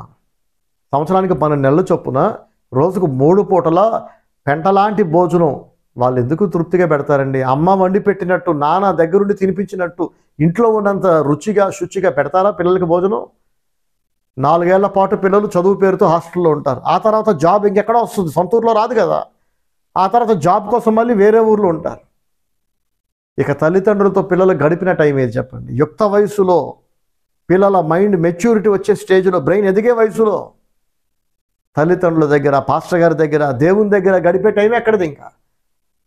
అందుకే చదువుకున్న వాళ్ళ సంఖ్య పెరిగిపోతుంది, సంపాదించే వాళ్ళ సంఖ్య పెరిగిపోతుంది, కానీ సంతోషంగా ఉండే వాళ్ళ సంఖ్య తగ్గిపోతుంది. అర్థమైంది ఇప్పుడు మీకు? అందరి దగ్గర డబ్బు ఉంటుంది, అందరి దగ్గర ఆస్తులు ఉంటున్నాయి, కానీ అందరి దగ్గర సంతోషం లేదు. డబ్బున్న వాళ్ళు చాలామంది అండి, ఎక్కువ మంది లేదా అందరూ అనుకోండి, ద్రవ్యమును అపేక్షించువాడు దాని వలన తృప్తి నొందడు. మీ లైఫ్ మిస్ అయిపోతున్నారు. అమ్మా నాన్నలకి దూరంగా, సిబ్లింగ్స్కి దూరంగా, తోడబుట్టిన వాళ్ళకి దూరంగా, మీ సొంత వాళ్ళందరికీ దూరంగా. ప్రైమ్ టైం అంటారు దీన్ని. ప్రైమ్ టైం అంటే ఏంటో తెలుసా? ఆ టైం మీ లైఫ్లోకి రాదు మళ్ళీ, ఇంకా జీవితంలో మళ్ళీ ఇక రాదు మీకు. ఈ ప్రైమ్ టైంలో ఉన్న ఎనర్జీ, ఈ ప్రైమ్ టైంలో ఉన్న ఉత్సాహం, ఉరకలెత్తే ఉత్సాహం జీవితకాలంలో ఇక మళ్ళీ మీకు రాదు. ఈ ప్రైమ్ టైంని తీసుకెళ్ళి హాస్టల్లో పడేస్తే ఆ పిల్లల జీవితం ఇక పోయినట్టేగా, లైఫ్ మిస్ అయినట్టేగా. సో ఇవన్నీ చూసి నేను దేవుని సేవకు వచ్చినప్పటి నుంచి చెప్తున్నా, మీ పిల్లల్ని మీ దగ్గరే పెంచుకోండి, హాస్టల్స్లో వేయకండి. గత 28 ఏళ్ళుగా చెప్తున్నా, ఇవాళ కొత్తగా చెప్పడం కాదు. అయినా సరే డబ్బు నడిపిస్తుంది జనాల్ని, డబ్బు పిచ్చి లాక్కెళ్తుంది, విలువలు లేని జీవితం. అమ్మ ప్రేమ అందదు, తండ్రి గద్దింపు అందదు, వాడు పెద్దోడు అయిపోతాడు. 10th దాకా ఒక హాస్టల్, ఇంటర్లో ఇంకో హాస్టల్, డిగ్రీలో ఇంకో హాస్టల్, లేదా బీటెక్లో ఇంకో హాస్టల్. తర్వాత జాబ్ వచ్చేస్తుంది. ఎన్నేళ్ళండి? 10th, 9th, 10th ఒక 2 సంవత్సరాలు, ఇంటర్ 4 ఏళ్ళు, బీటెక్ 4 ఏళ్ళు, 8 ఏళ్ళు. తర్వాత జాబ్ వస్తుంది. 8 సంవత్సరాలు కుటుంబానికి దూరంగా, పండగలకి ఒక 4-5 రోజులు వచ్చి వెళ్తారు. ఇక తల్లిదండ్రులకి పిల్లల మధ్య మంచి బాండ్ ఉంటుందా? ఒక బంధం ఉంటుందా? గట్టి బంధం ఉంటుందా? పిల్లల దగ్గర డబ్బు పెరుగుతుంది. ఈ తల్లిదండ్రుల వృద్ధాప్యంలో ఎంత కావాలో చెప్పు, నా డబ్బు పడేస్తా, నేను రాను, నాకు కుదరదు అంటున్నాడు. ఎందుకంటే ఈ ఆప్యాయత, అనురాగం అనేది పిల్లలు మిస్ అయ్యారు. మీ పిల్లలకి బాల్యములో, యవ్వనములో అందవలసిన ప్రేమ, ఆప్యాయతలు, అనురాగాలు, ఈ అటాచ్మెంట్, ఎమోషనల్ బాండ్ ఉంది చూసారా, అది మీరు అందించకపోతే మీకు మానసికంగా మీ పిల్లలు ఎప్పుడో దూరం అయిపోతారు. మీరు చదివించిన మీ పిల్లలే, మీరు చదివిస్తూ సంపాదిస్తున్న మీ పిల్లలే, రేపు ఆ పిల్లలు మీకు శాశ్వతంగా దూరం అయిపోతారు. మీ మీద ప్రేమ, ఆప్యాయత ఉండదు. ఊర్లో ఎవరికో బాగోకపోతే ఎలా రెస్పాండ్ అవుతారో, మీకు బాగోకపోతే కూడా అంతే రెస్పాండ్ అవుతారు. చాలాసార్లు మనం చూస్తున్నాం, మీ నాన్న చనిపోయాడు రారా అమెరికా నుంచి అంటే, నాకు కుదరదు, భూస్థాపన చేయండి, వీడియో తీయండి, నాకు పెట్టండి, యూట్యూబ్లో పెట్టండి, నేను చూస్తాను. నానంటే ప్రేమ ఉంది కానీ మరి కుదరదు, నాకు లీవ్ దొరకదు అంటున్నారు. నేను చచ్చిపోతే నా కొడుకు రాకపోయినా పర్వాలేదు, వాడు అక్కడ డబ్బులు సంపాదించుకుంటే చాలని తండ్రులు. వీళ్ళేం మనుషులండి? ఇది దేవుని వాక్యానికి, దేవుని ఎటర్నల్ ప్లాన్స్కి ఇది వ్యతిరేకం కాదా? ఇది సైతాను నడిపింపు కాదు ఇదంతా? సరే, ఇంతకీ మీరేం చేద్దాం అనుకుంటారు మీ పిల్లల గురించి అంటారేమో. నా 2 పిల్లల్ని హాస్టల్లో ఒక్కరోజు కూడా జాయిన్ చేయకుండా ఎంత చదివించగలనో అంత చదివిస్తా, పక్కాగా చెప్తున్నాను. నేనున్న ఊర్లో అయితే పెద్ద పెద్ద కాలేజీలు లేవు, పెద్ద పెద్ద ప్యాకేజీలు రావు. నేనున్న ఊర్లో నా కనుసన్నల్లో, నా గైడెన్స్లో, నా కంట్రోల్లో, నా డైరెక్షన్లో నా పిల్లలు దేవుని యందు భయభక్తులు కలిగి ప్రతిరోజు నా కళ్ళ ఎదుట బైబిల్ చదవాలి, ప్రార్థన చేసుకోవాలి, అమ్మ వండే ఇంటి భోజనం తినాలి, తండ్రి గద్దింపు కావాలి, తండ్రి ప్రేమ కావాలి, క్రమశిక్షణ కావాలి. వాళ్ళే ఇంకా ముసలోళ్ళు అయిపోలే, చిన్నపిల్లలే, బీటెక్ అంటే చిన్నపిల్లలే. అదండి, ఇంకా వాళ్ళు నేర్చుకునే వయసు ఇది. ఈ వయసులో నాకు దూరంగా పడేస్తే సంవత్సరానికి కేవలం 4-5 సార్లు మాత్రం నేను కలిస్తే డబ్బులు వస్తాయి, కానీ అంతకంటే విలువైనవి దూరం అయిపోతాయి. కాబట్టి మనకు అందుబాటులో మన ఊర్లో ఏ కాలేజ్ ఉందో అక్కడ చదివిపిద్దాం. మరి పెద్ద ప్యాకేజీలు అంటారా? నేను దేవుని వాక్యాన్ని నమ్ముతున్నా. దేవుడు తన వాక్యంలో రాయించాడు, నిపుణుడైన పనివాని సూచితివా, వాడు రాజుల ఎదుటనే నిలబడును, అల్పుల ఎదుట కాదు అని దేవుడు సామెతల గ్రంథంలో రాయించాడు. ప్రైజ్ ది లార్డ్, హల్లెలూయా. నిపుణుడైన పనివాడు అల్పుల ఎదుట కాదట, రాజుల ఎదుట నిలబడతాడట. దేవుని మహాకృపను బట్టి నా సొంత ఊరిలో ఒక ఆర్డినరీ పాలిటెక్నిక్ కాలేజీలో చదివిన నా కొడుకు స్టేట్ లెవెల్కి సెలెక్ట్ అయ్యేంత ఒక మంచి సాఫ్ట్వేర్ తయారు చేశాడు, సాఫ్ట్వేర్ని డెవలప్ చేశాడు. అది ఎంత గొప్ప సాఫ్ట్వేర్ అంటే అది మల్టీనేషనల్ కంపెనీస్ని అట్రాక్ట్ చేసింది. ఈ సాఫ్ట్వేర్ ఎక్కడైతే మేము ఎగ్జిబిట్ చేసామో ఆ టెక్ ఫెస్టివల్ ఎవరో అలా తప్పగా చిల్లర వెధవలు పెట్టింది కాదండి. అది all India council for technical education ఉంటుంది చూసారా, అంటే ఈ టెక్నికల్ ఎడ్యుకేషన్ బోర్డు కింద ఇండియాలో ఉన్న అన్ని ఇంజనీరింగ్ కాలేజెస్ ఉంటాయి, అన్ని పాలిటెక్నిక్ కాలేజెస్ ఉంటాయి, అన్ని పాలిటెక్నిక్ అండ్ ఇంజనీరింగ్ కాలేజెస్. అది ఎంత పెద్ద ఇంజనీరింగ్ కాలేజ్ అయినా, అది విట్స్ అయినా, కేఎల్ యూనివర్సిటీ అయినా, ఏదైనా సరే అవన్నీ దీని అండర్లో ఉంటాయి. వాళ్ళు నిర్వహించిన ఒక టెక్నికల్ ఫెస్టివల్లో కాలేజ్ తరపున 2 జిల్లాల తరపున నా కొడుకు తయారు చేసిన ఒక సాఫ్ట్వేర్ అప్లికేషన్, చాట్ జీపీటీ లాంటి ఒక అప్లికేషన్, అది స్టేట్ లెవెల్కి సెలెక్ట్ అయింది. అది చిన్న విషయం కాదు. ఎవరు సెలెక్ట్ చేశారు? మళ్ళీ చెప్తున్నానండి, all India council for technical education. వీళ్ళ అండర్లో అన్ని కాలేజీలు ఉంటాయి. వీళ్ళు సెలెక్ట్ చేస్తే స్టేట్ లెవెల్కి వెళ్ళాడు. ప్రభు చిత్తమైతే రేపటి నుంచి 3 రోజులు, అంటే జనవరి 6, 7, 8 తారీఖుల్లో నేషనల్ లెవెల్ కొరకు సెలక్షన్స్ జరుగుతున్నాయి. అక్కడ కూడా మళ్ళీ వీడు పార్టిసిపేట్ చేస్తున్నాడు. ఆల్రెడీ స్టేట్ లెవెల్ సెలెక్ట్ అయిన ఈ ప్రాజెక్ట్ని ఇంకా మాడిఫై చేశాడు, ఇంకా దాన్ని రిఫైన్ చేశాడు, ఇంకా డెవలప్ చేశాడు. వెళ్తున్నాడు చక్కగా. ప్రభు చిత్తం మీద సెలెక్ట్ అవుతాడు, ప్రభు చిత్తం కాదు వెనక్కి వస్తాడు. అయితే స్టేట్ లెవెల్కి సెలెక్ట్ అయ్యేసరికి ఎన్నో మల్టీనేషనల్ కంపెనీస్ కను దృష్టి వీడి మీద పడింది. ఎందుకు పడిందంటే సెలెక్ట్ చేసింది అలా తప్ప వ్యక్తులు కాదు, all India technical board directors కదా, ఐఏఎస్ లెవెల్లో ఉన్న ఆఫీసర్లు ఎంతోమంది దీనికి విలువ ఇచ్చి స్టేట్ లెవెల్కి పంపారు. ఇప్పుడు కూడా మళ్ళీ వాళ్ళే సెలెక్ట్ చేస్తారు స్టేట్ లెవెల్లో. దేవుడు వీడికి ఇచ్చిన ఈ ప్రాజెక్ట్ జ్ఞానం ఒకటి చాలండి. ఆ ప్రాజెక్ట్ ఒకటి ప్రజెంట్ చేస్తే చాలు, వీడికి దేశవ్యాప్తంగా మల్టీనేషనల్ కంపెనీస్ క్యూ కడతాయి. కనీసం 60 lakhs per annum, 60 LP అంటాం కదా, మినిమం 60 LP వస్తుందని నేను ఎక్స్పెక్ట్ చేస్తున్నా. రాకపోతే ఆ కంపెనీలో పంపను, నేను బేరం ఆడతా, అంతకు మించిన ప్యాకేజీలు ఇచ్చే కంపెనీ దగ్గర పంపిస్తా. సో మరి ఇంత మంచి ప్రాజెక్ట్ చేయగలిగిన పరలోక జ్ఞానాన్ని ఎవరిచ్చారు నా కొడుకు అంటే దేవుడు ఇచ్చాడు. ఈ వాక్య ఆరంభం నుంచి నేను చెప్తున్నాను చూడండి. దేవునికి ఇష్టలుగా మనం ఉంటే, దేవునికి ఫస్ట్ ప్లేస్ మనం ఇస్తే, దేవునికి భయపడితే దేవుడు మనతో ఉంటాడు. ఆయన సన్నిధి మనతో ఉంటుంది. ఆయన మనతో ఉన్నాడంటే మనకి సుఖం ఉంటుంది, సంతోషం ఉంటుంది, నెమ్మది ఉంటుంది, మన చేతి పనులు అభివృద్ధి చెందుతాయి. కాబట్టి సొంత ఊర్లోనే చదివిపిస్తా. ఒకవేళ సొంత ఊరు కాకపోయినా రోజు ఇంటి నుంచి వాడు వెళ్ళాలి, మళ్ళీ ఇంటికి రావాలి ఖచ్చితంగా. ఎందుకు ఇంత కేర్ తీసుకుంటున్నా అంటే, బాలుడు నడవవలసిన త్రోవ వానికి నేర్పు, పెద్దవాడైనప్పుడు వాడి దాని నుండి తొలగిపోడు అని దేవుడు తన వాక్యంలో సెలవిచ్చాడు. నేను ఇక్కడ వాక్యాన్ని హెచ్చిస్తున్నా. ఎంతోమంది నా కొడుకు మనసుని డిస్టర్బ్ చేశారు. పెద్ద కాలేజీలో జాయిన్ చేయమనరా మీ డాడీని, సంవత్సరానికి 5 లక్షలు కడితే, 6 లక్షలు కడితే, 3 ఏళ్ళకి కలిపి 30 లక్షలు కడితే కనుక నీకు పెద్ద ప్యాకేజ్ వస్తుందంటే నేను చెప్పాను, నాన్న నన్ను నమ్ము, నువ్వు చిన్నప్పటి నుంచి నిన్ను చదివించింది నేనే, ఇప్పుడు నీ దగ్గర ఉన్న జ్ఞానం అంతా, ఇప్పుడు నీ దగ్గర కనిపిస్తున్న ప్రతిభ అంతా ఉగ్గుపాలతో పోసి పెంచింది నేనే కదా, నన్ను నమ్ము. ఈ ప్రాజెక్ట్ ఇంత హైలైట్ అవ్వడానికి వెనకండి ప్రయాసపడ్డాను కదా, ఇంత దూరం తీసుకొచ్చా కదా నేను, నన్ను నమ్ము. నేను దేవుణ్ణి నమ్ముతున్నా. 3 ఏళ్ళకి 30 లక్షలు కడితే కూడా రాని ప్యాకేజ్ సొంత ఊర్లో అమ్మా నాన్నతో ఉండి నేను చెప్పిన కాలేజీలో చదువుకో, అంతకంటే బెటర్ ప్యాకేజ్ దేవుడికి ఇప్పిస్తాడు. దేవుని నమ్మునానా అని చెప్పా.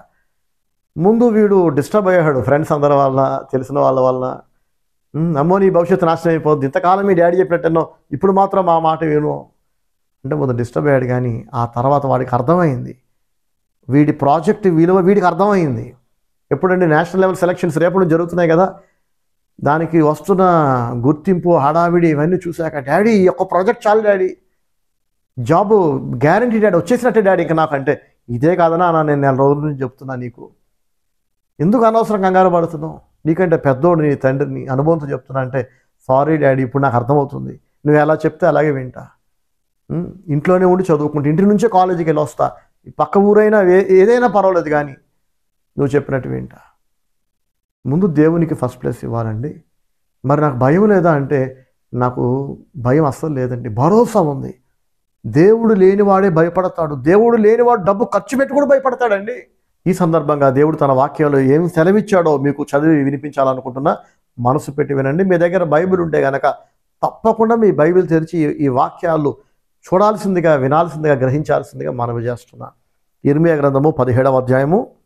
యెహోవా ఇలాగు సెలవిచ్చుచున్నాడు, నరులను ఆశ్రయించి శరీరులను తనకు ఆధారముగా చేసుకొనుచు తన హృదయమును యెహోవా మీద నుండి తొలగించుకునివాడు శాపగ్రస్తుడు. చూసారా, తన హృదయమును యెహోవా మీద నుండి తొలగించుకునివాడు శాపగ్రస్తుడు. నీ మనస్సు దేవుని మీద ఉండాలి, హృదయం దేవుని మీద ఆధారపడాలి. దేవుడు ఉన్నాడు నాకేంట్లే, దేవుడు నన్ను వదిలిపెట్టడు, దేవుడు నన్ను కాపాడుతాడు, దేవుడు నా బిడ్డకు పెళ్లి చేస్తాడు, దేవుడు మంచి కోడలు ఇస్తాడు, దేవుడు మంచి జాబ్ ఇస్తాడు అనుకోవాలి తప్ప, డబ్బు కట్టేసా జాబ్ వచ్చేస్తుంది, డబ్బు కొట్టేసా మంచి అల్లుడు కొనేసా. అర్థమవుతుందా? ఫోన్ కొట్టు చీర పట్టు అని ఒక ప్రోగ్రాం ఉండేది నేను చిన్నగా ఉన్నప్పుడు. ఆ ఫోన్ల మీద తెగ ఆరాటపడిపోయేవాళ్ళు ఆంటీలు అందరూ, అరే మాకు ఫోన్ తాగలేదు, మాకు ఫోన్ తాగలేదు అని. ఇది ఒక పెద్ద ఫ్రాడ్ ఇది. ఇప్పుడు కూడా ఇలాంటి ఫ్రాడే నడుస్తుంది ప్రపంచంలో. డబ్బులు కొమ్మరించేస్తే జీవితం సెటిల్ అయిపోయినట్టేనా? ఇక దేవుని పాత్ర లేదు ఇక. ఏమండి, డబ్బుతో మనం పిల్లల జీవితాన్ని స్థిరపరచగలమా? ఆలోచించండి. స్థిరమైన పునాది దేవుడే. క్రీస్తుని బండ మీద, క్రీస్తుని పునాది మీద మన జీవితాలు నిర్మించుకుంటే ఏ భూకంపం వచ్చినా సరే జీవితాలు చెక్కు చెదరవు. యేసు ప్రభు ఒక ఉపమానం చెప్పాడు కదా, బుద్ధి కలిగిన వాడు ఇల్లు కట్టాను, బండ మీద కట్టాను, కాబట్టి వాన వచ్చును, వరద వచ్చును, తుఫాను వచ్చును, భూకంపం వచ్చును, అది మాత్రం చెక్కు చెదరలేదంట. ప్రైజ్ ది లార్డ్, హల్లెలూయా. ఏంటా పునాది? క్రీస్తు అనే బండ. క్రీస్తుని ఆధారం చేసుకోండి, డబ్బును కాదు. మీరు డబ్బు అనే పునాది మీద కనుక మీ కుటుంబాన్ని, మీ భవిష్యత్తును, మీ పిల్లల భవిష్యత్తును నిర్మిస్తే భూకంపాలు వస్తాయి, భవిష్యత్తులో తుఫాన్లు వస్తాయి, సునామీలు వస్తాయి. ఈ డబ్బు అనే పునాది స్థిరమైంది కాదు, అస్థిరమైంది. అర్థమవుతుందా? రీసెషన్ అంటాం కదా, ఆర్థిక మాంద్యం. మీరు ఖరీదైన హాస్టల్లోనో, కాలేజీలోనో, స్కూల్లోనో మీ బిడ్డలు చదివించారండి, ₹1,00,00,000 ప్యాకేజ్ తగిలింది అనుకోండి. అన్ని వెబ్సైట్స్లో మీరు గమనించండి, పెద్ద పెద్ద యూనివర్సిటీలు అన్నీ కూడా 1 crore ప్యాకేజ్ లేదా 60 lakhs ప్యాకేజ్ పర్ యానం అని చెప్పి వేస్తుంటారు. ఒక్కడికి వస్తుంది 60 lakhs, లేదా ఇద్దరికి వస్తుంది. కానీ యావరేజ్ ప్యాకేజ్ అని చూడండి, ఏ పెద్ద యూనివర్సిటీ అయినా, ఇప్పుడు నేను చెప్పాక అదే పని చూడండి, 9 lakhs per annum. Average package అంటే ఏంటి? ఒకడికి ₹1,00,00,000 వచ్చిందంటే ఎన్ని వదిలేసి యావరేజ్ తీయాలి. ఎప్పుడైనా మేము 150 స్పీడ్తో హైదరాబాద్ బయలుదేరామండి అంటే ఫైనల్గా నువ్వు 10 గంటలకు బయలుదేరావు, తెల్లారితే 4 గంటలకు హైదరాబాద్ రీచ్ అయ్యావు. యావరేజ్ స్పీడ్ది 150 kilometers, అదే స్పీడ్ కంటిన్యూగా వెళ్ళలేం కదా, మధ్యలో బ్రేకులు పడుతుంటాయి, మధ్యలో 0కి వస్తాం, మధ్యలో 50, మధ్యలో 60, కాబట్టి యావరేజ్ తీస్తాం. యావరేజే ఫైనల్. అర్థమవుతుందా? మ్యాథ్స్లో 100కి 100 వచ్చిందండి, ఇంగ్లీష్లోనేమో 40 వచ్చిందంటే ఇవన్నీ కాదురా బాబు. నీకు 100 ఒక దాంట్లో వస్తే ప్రయోజనం ఏంటి? యావరేజ్ తీ, 10thలో ఇంటర్లో యావరేజ్ తీ అంటాం కదా, పర్సెంటేజ్ తీస్తాం కదా. అలాగే ఏ యూనివర్సిటీ అయినా దాని ఫలితానం ఎంత, దాని దమ్ము ఎంతో మీకు తెలియాలంటే యావరేజ్ ప్యాకేజ్ ఎంత చూడండి. చూస్తే మీకు అర్థమైపోద్దిగా. నంబర్ 1 యూనివర్సిటీ ఇవాళ తెలుగు రాష్ట్రాల్లో కానీ దేశంలోనే ఏకంగా Vellore institute of technology, VITs college అంటాం కదా, అదే. అక్కడ average package per annum LP ఎంత? 9 lakhs per annum. అంటే అర్థం ఏంటి? ఒకరిద్దరికి 67-68 లక్షల ప్యాకేజ్ చూపిస్తున్నారు, ఇయర్లీ ప్యాకేజ్. మిగతా వాళ్ళందరికీ 9 లక్షల చొప్పున వస్తుందంట. అంటే కొందరికి తక్కువ, కొందరికి ఎక్కువ. ఇది ఒక పెద్ద ఫ్రాడ్, ఇది పెద్ద మోసం. ఇది తీరా కష్టపడి తిండి తినక అప్పులు చేసి అధిక వడ్డీలకి ఫీజులు కట్టి అమ్మయ్య ఫోన్లే 60 కాకపోయినా 30 ప్యాకేజ్ అయినా వచ్చింది అనుకుంటే సంవత్సరం తిరిగే లోపు ఎవడి మీద బాంబు వేశాడని చెప్పి ఇవాళ ప్రపంచం అంతా ఒక కుగ్రామంలో అయిపోయింది కదండి, ఇంటర్నెట్ పుణ్యం అని చెప్పి గ్లోబలైజేషన్ అయిపోయింది కదా. సో ఏ దేశం మీద ఏ ఒత్తిడి వచ్చినా సరే అది మన ఇండియా మీద, ఇండియాలోని జాబ్స్ మీద పడుతుంది. ఆ సాకుగా చూపించి వెంటనే కాస్ట్ కటింగ్ అని చెప్పి మా కంపెనీ మనుగడే ప్రశ్నార్థకంగా మారిపోయింది, ఇంత జీతాలు ఇవ్వలేమేమని చెప్పి ఎక్కువ ప్యాకేజ్ ఎవరికైతే ఇస్తున్నారో ముందు వాళ్ళని కట్ చేస్తున్నారు. అది గూగుల్ కావచ్చు, TCL కంపెనీ కావచ్చు, ఏ కంపెనీ అయినా సరే. ఇక నా కొడుకుని జాయిన్ చేసే టైం వచ్చింది కాబట్టి అదే పనిగా నెల రోజుల పాటు వెరిఫై చేసి తెలుసుకున్న వాస్తవం ఇది. పెద్ద మోసం, పెద్ద బోగస్, ఇది ఎంత బోగస్ ఫ్రాడ్ అంతా కూడా. సో అన్నిటికంటే పెద్ద పెద్ద ప్యాకేజ్ ఇస్తున్న విట్స్ లాంటి కాలేజీలు, పెద్ద పెద్ద కాలేజీలు ఈ కంపెనీల వాళ్ళకి ముందే లంచం ఇచ్చి మీరు రండి మా కాలేజీకి, 400 కంపెనీలు పిలిపిస్తారు. వీళ్ళే డబ్బులు ఇవ్వకుండా వీళ్ళే పిచ్చోళ్ళే రారు, డబ్బులు తీసుకొని వస్తారు. వచ్చి వీళ్ళకి హైయెస్ట్ ప్యాకేజ్ అని ఒకరిద్దరికి ఇస్తారు, అందరికి ఎవరు. అది కూడా టెంపరీ. వాళ్ళు ఇచ్చిన ప్యాకేజ్ చూపించుకొని యూనివర్సిటీ వాళ్ళు చూసారా మా యూనివర్సిటీకి ఇంత పెద్ద ప్యాకేజ్ వచ్చిందని చెప్పి ఆ ఒకరిద్దరికి లేదా 10 మంది లోపే ఉంటారండి మొత్తం కలిపి. ఒకరిద్దరేమో 60 అబోవ్ ఉంటారు, ఇంకొక 5గురేమో 40 అబోవ్ ఉంటారు, 44-45 lakhs per annum అని. మిగతా వాళ్ళంతా ఇక బిలో 20, ఇక 19, 18 కిందకు యావరేజ్ ఇస్తే 8 lakhs per annum, 9 lakhs per annum. ఆ మాత్రం బొచ్చులో ప్యాకేజీకి, ఆ మాత్రం యావరేజ్కి ఏలూరులో చదివిన వచ్చేస్తుంది కదా యావరేజ్ ప్యాకేజ్. ఇంకా చెప్పాలంటే ఇప్పుడు నా కొడుకులాంటి ప్రాజెక్ట్ చేశారనుకోండి, ఈ యొక్క ప్రాజెక్ట్ జాలిడికి మినిమం 60 lakhs per annum తెచ్చిపెట్టడానికి. ఇంత గర్వంగా, ఇంత గంభీరంగా చెప్తున్నానంటే ఏదో ఒక రోజు వాడికి మంచి ప్యాకేజ్తో కూడిన జాబ్ వచ్చాక, బీటెక్ అయ్యాక ఎక్కడ జాబ్ వచ్చిందని మొత్తం విత్ రెఫరెన్సెస్ యూట్యూబ్లో పెడతా గర్వంగా. నా దేవుడు గొప్ప దేవుడు, దేవుని నమ్మి చెడిపోయిన వాడు ఎవడు లేడు, డబ్బును నమ్మి బాగుపడ్డవాడు ఎవడు లేడు. 2025వ సంవత్సరం మీకు పచ్చగా ఉండాలంటే దేవుని నమ్ముకోండి, డబ్బును నమ్మకండి. ఇప్పటిదాకా మీరు ఎంత సంపాదించినా అదేం పారేమనట్లేదు నేను, కానీ నాకేంటే డబ్బు ఉంది కదా అనుకుంటే మాత్రం, ఆ భరోసా ఉంటే మాత్రం మీరు ఇక పప్పులో కాలేసినట్టేగా. కనుక యెహోవాను నమ్ముకొనక మనుషులను తనకు ఆధారముగా చేసుకొనొచ్చు. 20 గ్రంథము 17వ అధ్యాయము 5వ వచనం. యెహోవా సెలవిస్తున్నాడు, ఇది మనుషులు సెలవటం కాదు, యెహోవా ఇలాగూ సెలవిచ్చుచున్నాడు, నరులను ఆశ్రయించి శరీరులను తనకు ఆధారముగా చేసుకొనుచు తన హృదయమును యెహోవా మీద నుండి తొలగించుకొనువాడు శాపగ్రస్తుడు. చూసారండి, యెహోవా మీద నుండి హృదయమును ఎవడు తొలగించుకుంటే వాడు శాపగ్రస్తుడు. శాపం అంటే ఎంత భయంకరంగా ఉంటుందో తెలుసా? అందినట్టే అందుతుంది, అందేసింది ఇంకేట్లే, ఇవాళ అందేస్తుంది, రేపు అందేస్తుంది, ఎల్లుండి అందేస్తుంది అని చెప్పి మనం కోటి ఆశలు పెట్టుకున్నాక అది అందినట్టే అందకుండా దూరం అయిపోతుంది. అసలు అందదు అని ఆశ లేకుండా ఉన్నవాడు నయం కాదు, ఇంకా నాకేం దక్కుతుందిలే ఆడు కూలుకుంటాడు.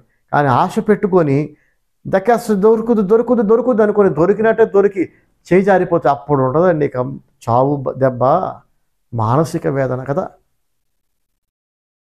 Expectation is the mother of all troubles అంటారు. అంటే ఆశ పడటం, ఆశ అన్నిటికీ మూల కారణం అట, అన్ని సమస్యలకి. ఎక్కువ ఆశపడితే ఎక్కువ భంగపడతాం కదండి, ఎక్కువ ప్రేమ పెంచుకుంటే ఎక్కువ హర్ట్ అవుతాం. మీరు దేవుని మీద ఆశ పెట్టుకోండి. మరి దేవుడు ఏం చేస్తాడు తెలుసా? మనకి ఎంత ఇవ్వాలో అంత ఇస్తాడు. కానీ ఇక్కడ మీ డబ్బు వేస్ట్ అవ్వదు, కోట్లు మీరు తగలేనక్కర్లా, ఎక్కువ కష్టపడనక్కర్లా, కంగారు పడనక్కర్లా, ఆరాటపడనక్కర్లా, అసలు దిగులు చెందనక్కర్లా. నాకు 2 కొడుకులే అండి, వాళ్ళకి ఏం ప్యాకేజ్ వస్తుందో ఏం అన్న చింత నాకు లేదు. ఎందుకంటే నేను నమ్మిన నా దేవుడు గొప్ప దేవుడు. ఇప్పటిదాకా వాళ్ళనిద్దరిని పిల్లల్ని దేవుడు టాప్లో పెట్టాడు. నేను డబ్బులు ఖర్చు పెట్టినందుకు కాదు, ఇప్పటిదాకా రూపాయి ఖర్చు పెట్టకుండా చదివించిన ఏకైక వ్యక్తి నేనే ఈ కాలంలో. ఫ్రీ ఎడ్యుకేషన్, మొత్తం ఫ్రీ ఎడ్యుకేషన్. వాళ్ళ చదువుకి మొత్తం కాలేజీలే భరిస్తున్నాయి. మా కాలేజీలో జాయిన్ చేయండి చాలు, మేము ఫ్రీగా చదివిస్తామని చెప్పి గొప్ప దేవుని నమ్ముకున్నాం. చిన్నబాబు గురించి అసలు ఇంకా చింతలేదు, వాడు ఇంకా హైలీ అడ్వాన్స్డ్ బ్రెయిన్తో పుట్టాడు. దేవుడు అలా పుట్టించాడు అండి, పరలోక జ్ఞానం. ఇది కేవలం నా పిల్లల పట్ల దేవుడు చూపించిన అపారమైన కృప, దేవుడిచ్చిన వరం అన్నమాట. పరలోక జ్ఞానంతో దేవుడు వాళ్ళని నింపాడు. ఇది చదివితేనో, కష్టపడితేనో, తలకిందులుగా తపస్సు చేస్తేనో, పెద్ద కోచింగ్ సెంటర్లో జాయిన్ చేస్తేనో, ఏమంటే కోట్ల కొద్ది లక్షల కొద్ది కొబ్బరించి ఖర్చు పెట్టి తగలేసి చదివిస్తే వచ్చే జ్ఞానం కాదు ఇది, అసాధారణమైన జ్ఞానం. నాకు భయం వేస్తుంటుంది ఒక్కోసారి, ఎందుకంటే నేనే ప్రత్యక్ష సాక్షిని. ఆ హై మెమరీ పవర్ కానివ్వండి, హై ఇంటెలిజెన్స్ కానివ్వండి, ప్రభా నీకు వందనాలు. ఎక్కడ చదివిపిస్తూ వస్తుంది ఈ జ్ఞానం? దానియేలు గ్రంథం 1వ అధ్యాయంలో మనం చూస్తాం, దానియేలు అతని స్నేహితులు రాజభోజనం చేసిన అందరికంటే యువకులు అందరికంటే కూడా కాయగూరలు లేదా మామూలు ధాన్యాలు తిన్నా కూడా దానియేలు అతని స్నేహితులను దేవుడు విశేషమైన జ్ఞానంతో, బలముతో, చురుకుదనంతో దేవుడు ఆశీర్వదించాడట. బైబిల్లో చదివాను, అందరికీ బోధించాను, దేవుడు నమ్మండి, దేవుడు ఇస్తాడని చెప్పా. నా పిల్లల విషయంలో నా ఇంట్లో దేవుడు జరిగిస్తున్నాడు. దేవునికి మహిమ కలుగునుగాక. హల్లెలూయా. ఇద్దరు పిల్లలు రేపు వాళ్ళ చదువులు పూర్తయినాక జాబ్స్ చేసుకుంటూ ఒక మంచి స్థితికి చేరుకున్న తర్వాత ఇంతకాలం నేను ఏదైతే చేస్తూ వచ్చానో ఆ దేవుని సేవను వాళ్ళు కంటిన్యూ చేస్తారు. వాళ్ళు జాబ్ చేసుకుంటూ వాళ్ళ ప్రైమ్ టైం అంతా దేవునికి ఇస్తారు. దేవునికి ఇవ్వాలి. డబ్బంతా దేవునికి సేవ కొరకు.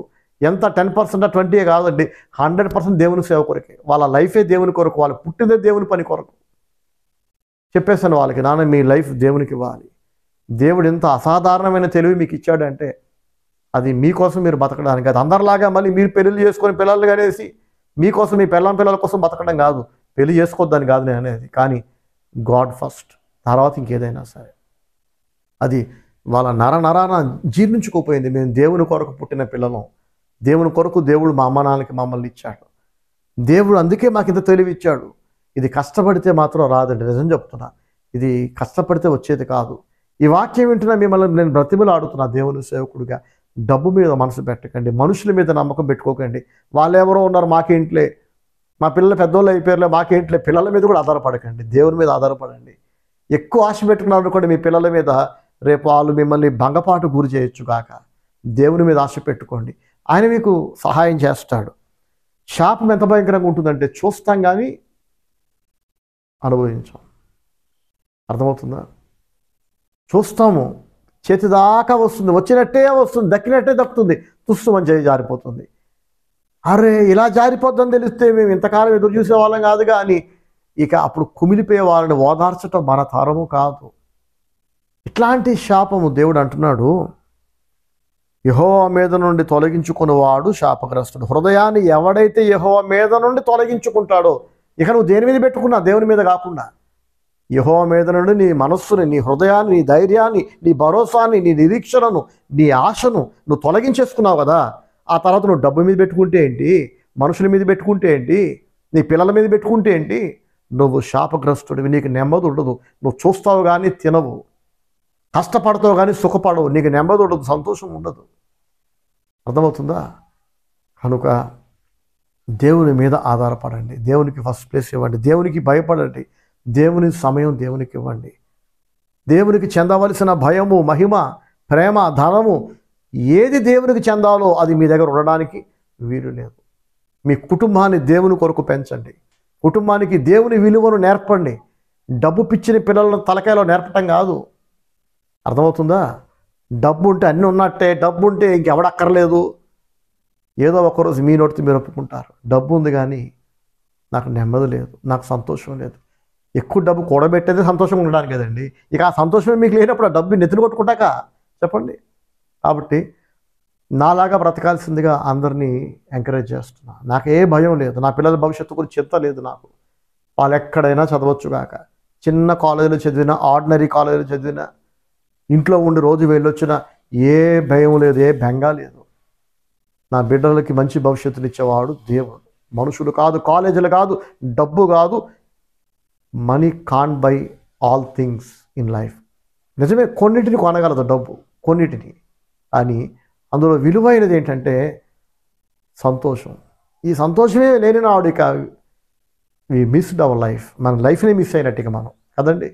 చాలా మంచి బిర్యానీ ఉంది, ఖరీదైన పట్టు వస్త్రాలు ఉన్నాయి, పెద్ద బంగ్లా లాంటి ఇల్లు కట్టేశాం, అని సంతోషం లేదు. ఎవరికి ఎవరి మీద ప్రేమ లేదు. భోజనం ఉంది, తినబుద్ధి అవట్లా, బట్టలు ఉన్నాయి, వేసుకోబుద్ధి అవట్లా. ఆయుష్ ఉంది, ఇంకా 50 ఏళ్ళు మీరు బతకాలి, కానీ బతకబుద్ధి అవట్లా. చావలేరు, బతకబుద్ధి అవ్వట్లేదు. ఇది శాపం అంటున్నాను. ఈ శాపం నుంచి విడిపించబడండి, మీరు దీవించబడండి, మీరు వర్ధిల్లండి, మీ కుటుంబాన్ని కట్టుకోండి, బలపరుచుకోండి, అందరి కోసం ప్రార్థన చేయండి. మీకంటే ఎక్కువ ఎవరైనా వర్ధిల్లితే కనుక సంతోషపడండి, చప్పట్లు కొట్టండి, ఆనందించండి, కంగ్రాట్స్ చెప్పండి. అంతే తప్ప ఇతరుల అభివృద్ధి మీద పడి ఏడిచారంటే కనుక ఇక మీరు సైతాను పిల్లలు, సైతాను వెళ్ళే నరకాగ్నికి మీరు వెళ్ళాల్సి వస్తుంది. సో మళ్ళీ వాక్య ప్రారంభంలో ఆశీర్వచనం మొదలుపెట్టాను కదా, ఆశీర్వచనంతోనే నేను ముగించదలుచుకున్నా. ఏంటి అది అని అంటే, ఈ 2025వ సంవత్సరం అంతా కూడా దేవునికి ఇష్టమైన వారందరికీ సమాధానం, సంతోషం, ఆరోగ్యం, మనశ్శాంతి, నెమ్మది, కాపుదల, ఆరోగ్యంతో సంతోషంతో కూడిన దీర్ఘాయుష్ను ప్రభు అనుగ్రహించునుగాక. దేవునికి ఇష్టలైన వారికి యేసు నామములో ఆమేన్. ఆమేన్. మీరు ఇచ్చే ఆశీర్వచనం మాకు నచ్చలేదు బ్రదర్. దేవునికి ఇష్టలుగా ఉన్నా లేకపోయినా మమ్మల్ని దీవించండి అంటే వాక్యానికి వ్యతిరేకంగా నేను వెళ్ళలేను. వెళ్ళినా దేవుడు దీవించడు కదా. ఎవడు దీవించినా అది ఫలించదు, ఎవడు శపించినా అది కూడా ఫలించదు. కనుక అందరిని దీవించేవాడు, అందరినీ హెచ్చించేవాడు, అందరినీ లెక్కడిగేవాడు, దండించేవాడు దేవుడే. ఆయనకి భయపడాలి, ఆయనకి ఫస్ట్ ప్లేస్ ఇవ్వాలి. నానా దేవుని మీద ఆధారపడు, దేవునికి మొరపెట్టు, దేవుని మీద ఆశ పెట్టుకొని మన పిల్లలకి మనం హితోపదేశం చేయాలి.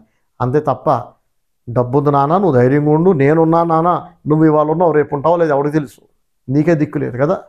ఒక గంట తర్వాత ఒక పూట తర్వాత మనం బతుకుతామో లేదు మనకే తెలియదు. కాబట్టి నేనున్నా లేకపోయినా ఎవరున్నా లేకపోయినా దేవుడు నిన్ను దీవిస్తాడని పిల్లలకు నేర్పాలి కదండి. దావీదు అంటాడు చూడండి, గాఢాంధకారపు లోయలో నేను సంచరించినను ఏ అపాయమునకు నేను భయపడను. అంధకారం అంటేనే చిమ్మ చీకటి. గాఢాంధకారం అంటే అది కళ్ళు పొడుచుకొని చూసినా ఏం కనపడదు అనమాట. అంత చీకటి గుండా నేను వెళ్ళాల్సి వచ్చిన లైట్ లేదు, ఆ చీకట్లో అడుగు ఎక్కడ పడుతుందో తెలియదు, అయినను నేను భయపడను అంటాడు. కారణం ఏంటి? నీవు నాకు తోడై ఉందువు. ప్రైజ్ ది లార్డ్, హల్లెలూయా. వచ్చే వారం దీని గురించి చెప్తా. నీవు నాకు తోడై ఉందువు. నువ్వు ఉంటావు కనుక, నువ్వు తోడుగా ఉంటావు, నీ సన్నిధి నాతో ఉంటుంది కనుక అది అంధకారం అయితే ఏంటి, గాఢంధకారం అయితే ఏంటి. నువ్వు లేని నాడు ఫ్లడ్ లైట్లు ఉన్నా, పట్ట పగలు సూర్యుని వెలుగు ప్రకాశిస్తున్నా దేవుడు లేడా, నీ బతుక్కి నెమ్మది ఉండదు. నువ్వు ఎటు వెళ్ళాలో అర్థం కాదు. కన్ఫ్యూషన్, అయోమయం, గందరగోళం, భయం నిన్ను ఆవరిస్తాయి. ప్రభు మనందరికీ సహాయం చేయనుగాక. God bless you all. Live for lord, glorify God, give first place to God. May God bless you all. Praise the Lord. Amen.